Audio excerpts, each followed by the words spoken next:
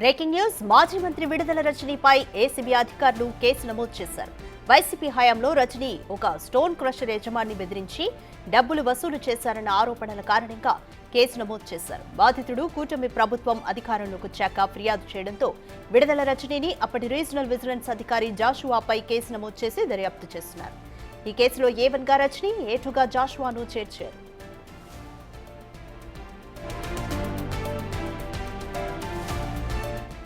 More details మా ప్రతినిధి సాయి శంకర్ అందిస్తారు.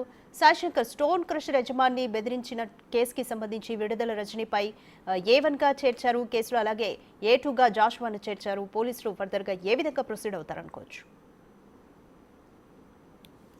రాధిక, చిలకలూరుపేట నియోజకవర్గంలో ఉన్నటువంటి బాలాజీ క్రషర్ స్టోన్కి సంబంధించినటువంటి యజమానిని బ్లాక్మెయిల్ చేయడం, అతన్ని బెదిరింపులకు పాల్పడటానికి సంబంధించినటువంటి అంశంలో ఆయన అధికారులు ఎవరైతే ఈ కేసుకు సంబంధించి విజిలెన్స్ అధికారులకు ఫిర్యాదు చేయడం జరిగింది. దీనిపైన టీడీపీ పార్టీ కార్యాలయంలో కూడా ఆయన ఫిర్యాదు చేశారు. అయితే దీనికి సంబంధించినటువంటి అంశంలో అతన్ని విడుదల రజని అంటే మా మంత్రిగా ఉన్నటువంటి సమయంలో ఆమెకు సంబంధించినటువంటి బంధువుల నుంచి కాల్ చేసి ₹1 కోటి కావాలంటూ కూడా డిమాండ్ చేశారనే విధంగా కూడా ఆయన అయితే ఫిర్యాదు చేయడం జరిగింది. దాంతోపాటు అప్పుడు విజిలెన్స్ ఎస్పీగా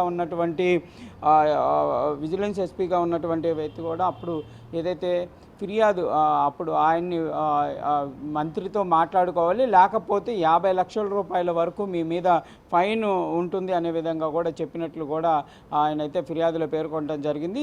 దీనికి సంబంధించినటువంటి అంశంలో ప్రస్తుతం అవినీతి శాఖ ఏసీబీ అధికారులకు ప్రభుత్వం ఈ కేసును అప్పచెప్పడంతో అవినీతి శాఖ ఏసీబీ అధికారులు అయితే ప్రస్తుతం కేసు నమోదు చేయడం జరిగింది.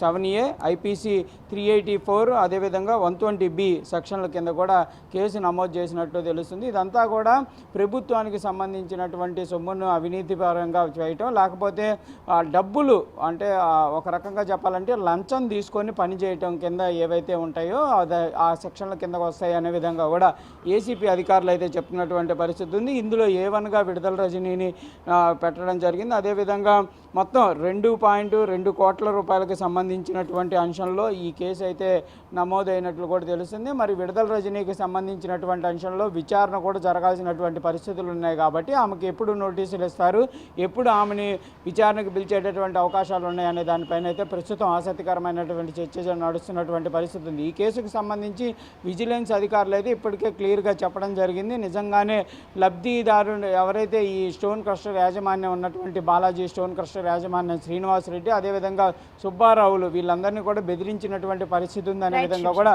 నిర్ధారించినటువంటి పరిస్థితి నేపథ్యంలో మరి ఈ విచారణ అనేది ఏ విధంగా కీలకంగా ముందుకు వెళ్తుంది అనేది కూడా చూడాలి. Radhika, thank you Shivshankar.